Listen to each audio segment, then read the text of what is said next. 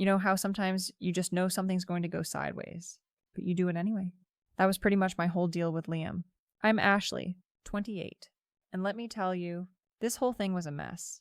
A total train wreck, but like one you can't look away from. It all started because I called him insecure for checking my phone. And then he found proof. And then he showed it to my entire family. Yeah, you heard me? My whole family? It's crazy, right? Because I never thought it would get that far. I mean, sure, we had our ups and downs, but whose relationship doesn't? And honestly, most of our downs were usually just Liam being all sensitive and me being, well, me. He always had this weird thing about my phone. From the beginning, it was like, if I so much as glanced at it when he was talking, he'd get this look.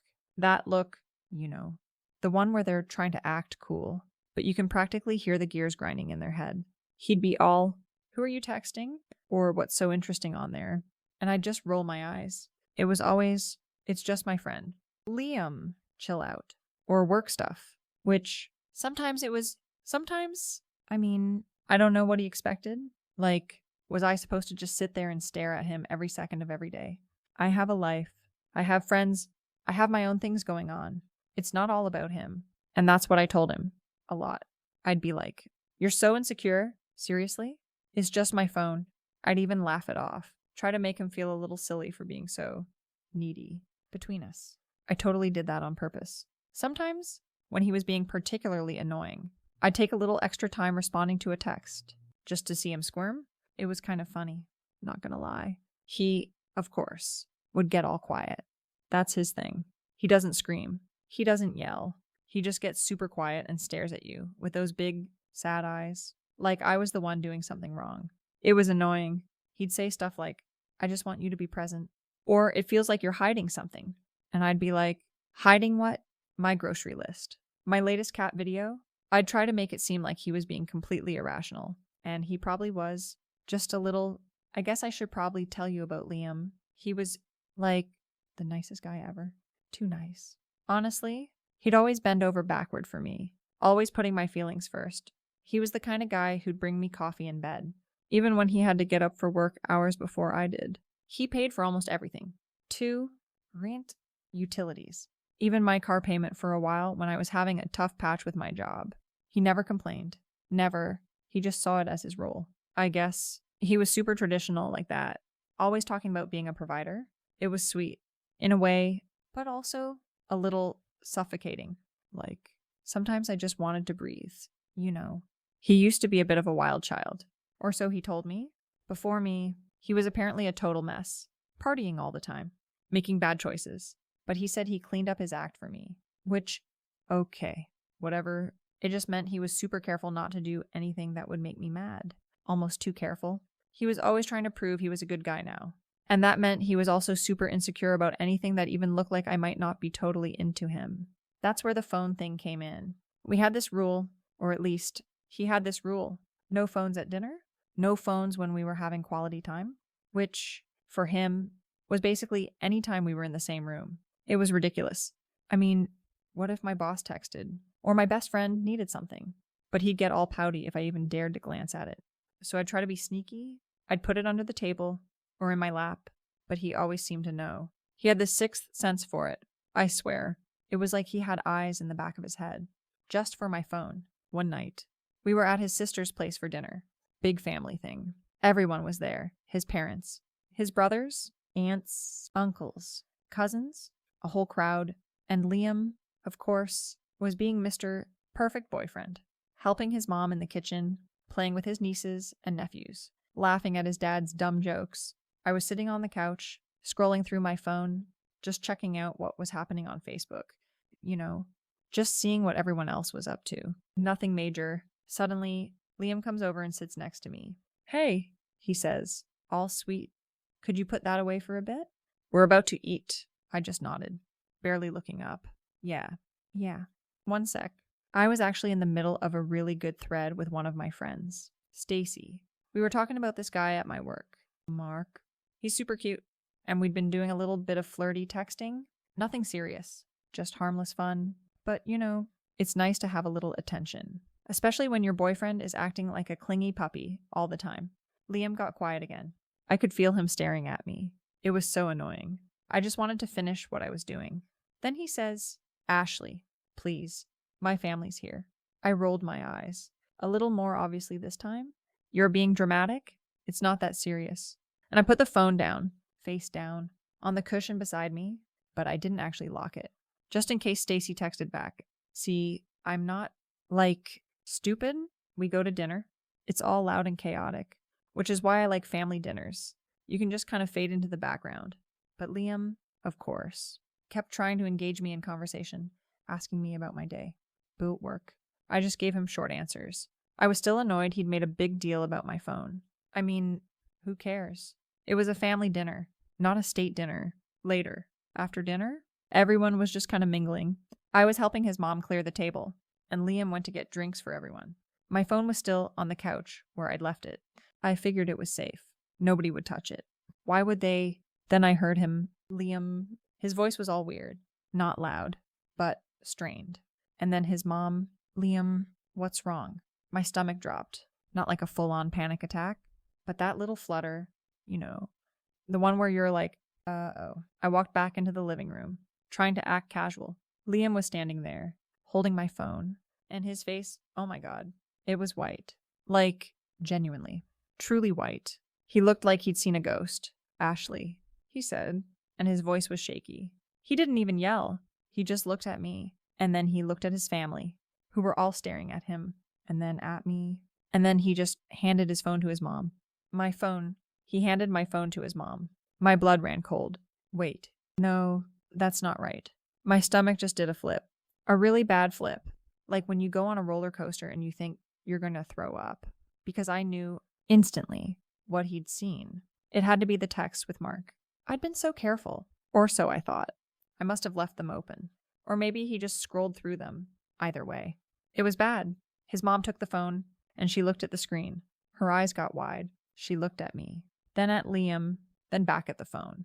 And then she just gasped. Not a loud gasp, but like a soft, choked sound. What is it? Dear, Liam's dad asked, walking over. His mom just handed the phone to him. And then the same thing happened. His dad looked. His eyes got wide. And he looked at me with this disappointment. Not anger, just disappointment. Which, honestly, was almost worse. Suddenly, everyone was looking at me. His brothers, his sisters, even his little nieces and nephews were peeking around their parents' legs. I could feel my face getting hot. I wanted to just disappear. I wanted to run. Ashley, Liam said again. And this time his voice was stronger, but still that shaky kind of strong. What is this? I just stood there. What was I supposed to say? Oh, it's nothing. Just a little flirting with a coworker. No big deal. No, that wasn't going to fly. Not with his whole family staring. I don't know what you're talking about. I stammered, which was a total lie. But what else was I going to say?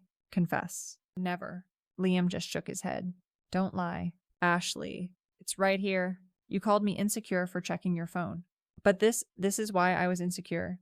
And he gestured to his family, who were all passing my phone around, looking at the screen with varying degrees of shock and disapproval. His aunt, Brenda, who always thought she was so perfect, sniffed loudly. Well, I wanted to scream at her. What did she know? She was just a busybody, but I couldn't. I just stood there, mortified. This was so not how I wanted my night to go. This was his fault for being so nosy. If he hadn't gone through my phone, none of this would have happened. It's nothing. Liam, I said, trying to sound calm, trying to sound innocent. It's just Mark. We were just joking around. He's just a friend from work. Liam scoffed, joking around. You told him I was too clingy and that you wished you had more space. You told him you thought I was boring? His voice was rising now. You told him you were bored of me. Ashley. My face was on fire. He was actually repeating my text out loud. In front of everyone, I could feel tears starting to well up. But not because I was sad. Because I was so angry. How dare he? How dare he betray me like this? It was my private stuff. You had no right to go through my phone. I finally snapped, finding my voice. That's an invasion of privacy. He just stared at me. And what you were doing isn't an invasion of our privacy, of our relationship. He pointed to his phone, which his sister was now holding, shaking her head. You were talking about me behind my back. Ashley. To another man? I tried to turn on the waterworks. This usually worked. Big, glistening tears. A little sniffle. I can't believe you're doing this to me, Liam, in front of your whole family. This is so cruel. I tried to make my voice quiver. You're just trying to humiliate me. His mom, surprisingly, didn't rush to comfort me. She just looked at me with those sad, disappointed eyes again. Ashley, she said softly. Honey, Liam has been so good to you. Oh, here we go. The Liam is a saint lecture. I'd heard it a million times. Yes, he's good. He's nice. He pays the bills. So what? Does that mean I'm not allowed to feel bored sometimes? Does it mean I'm not allowed to want a little excitement? I'm leaving, I said, trying to make it sound dramatic, like I was the victim here. I can't believe you would do this. I started walking towards the door, expecting Liam to follow me, to apologize, to beg me to stay. That's how it usually went. I'd threatened to leave, and he'd crumble. But he didn't. He just stood there, watching me. His eyes were actually glistening now, but not from sadness. I don't think it looked more like anger. Quiet, simmering anger. Go ahead, Ashley, he said, and his voice was surprisingly steady. Go, just don't expect me to come after you this time. I paused at the door, my hand on the doorknob. Was he serious? This wasn't part of the script. This wasn't how it was supposed to go. I looked back at him, then at his family, who were still just staring at me. No one was rushing to stop me. No one was telling Liam to apologize. They were just watching. I opened the door and walked out. I could feel their eyes on my back until I was out of sight. I got into my car and drove away, my hands gripping the steering wheel so tight my knuckles were white. I was so mad, so utterly furious. This was all his fault. All of it? If he hadn't been so insecure, if he hadn't gone through my phone, none of this would have happened. I just wanted to go home and forget this whole miserable night. The next few days were a blur of texts from Liam. At first, they were angry, then they were sad, then they were just tired. He wanted to talk. He wanted to know why. He wanted to know if I was ever going to be honest with him. I ignored most of them. I'd respond to a few, trying to spin it. I was just blowing off steam. I'd say, it didn't mean anything. Or you made me feel so suffocated. I just needed someone to talk to. I tried to turn it around, make him feel guilty, but it wasn't working. He wasn't falling for it this time. I called Stacy. Can you believe him? I ranted. He publicly shamed me in front of his entire family. Over a few texts, Stacy just listened, not saying much. I could tell she thought I was in the wrong. 2. Friends can be so annoying sometimes. It's like, can't you just be on my side for once? I stopped responding to Liam entirely after a few days. I figured he'd come around. He always did. He'd show up at my apartment with flowers, or he'd send some long, sappy email about how much he missed me. That was his pattern. He'd get mad, he'd get sad, and then he'd get desperate. And then I'd let him back in, on my terms, of course. But he didn't. Days turned into a week. A week turned into 2. No flowers, no desperate emails, no showing up at my door. My phone was eerily quiet. It was actually kind of unnerving. I kept checking it, expecting his name to pop up, but it never did. Then I started getting calls, not from Liam, but from his family. His mom called first. She was polite, but firm. Ashley, I think it's best if you collect your things from Liam's place. He doesn't want to see you. My jaw dropped. Collect my things. We lived together. Well, I lived at his place, mostly. My apartment was technically just a storage unit for my clothes I didn't want him to see, and my old furniture. But still, it was our place. Or at least, my place when I was there. What are you talking about? I said, trying to sound confused. We're just taking a break. He'll come around. No. Ashley, she said, her voice softening just a bit, but still with that underlying firmness. He's not coming around. He's really hurt. And he's decided to move on. Move on with whom? He couldn't just move on. We were meant to be, or at least, he always said we were. He was always talking about our future, about marriage, about kids. He was the one who was always pushing for things to be more serious. And now he was just moving on.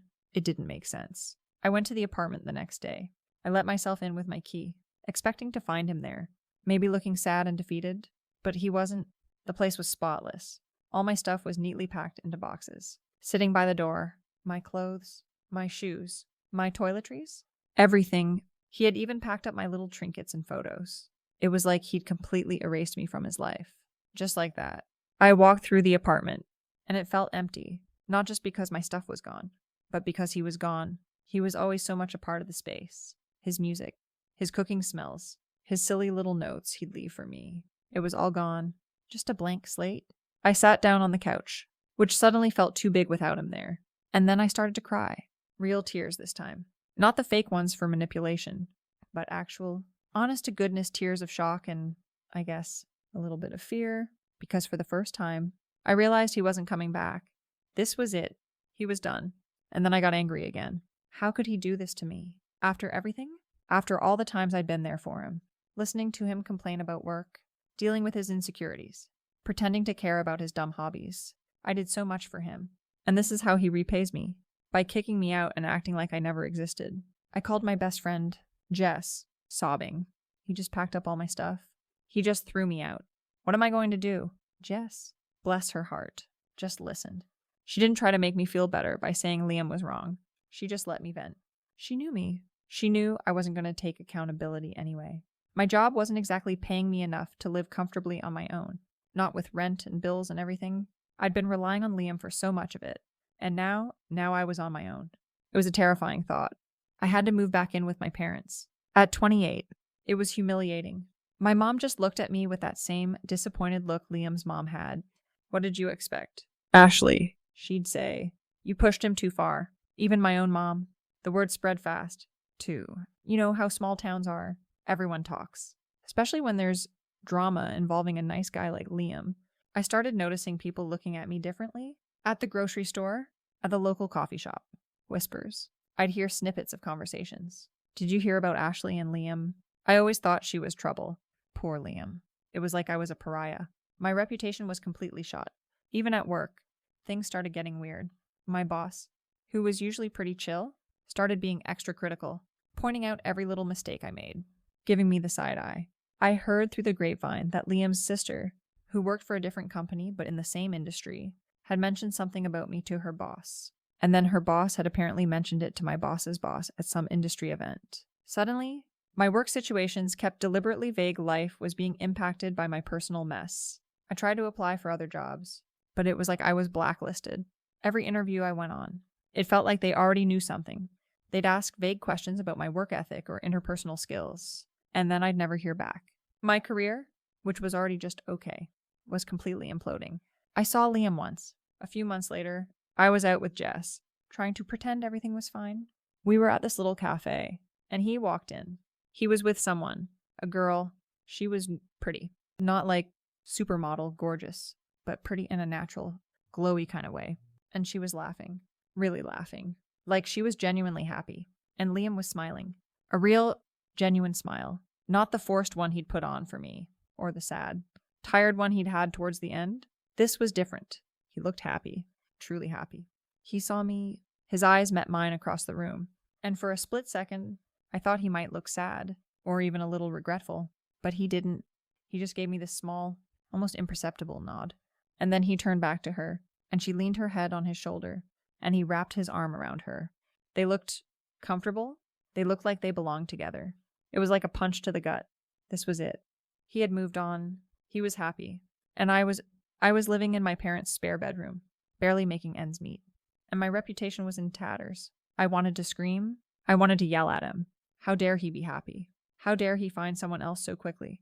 It wasn't fair. I was the one who was supposed to be moving on, who was supposed to be finding someone better. I was the one who was supposed to be free. But he was free.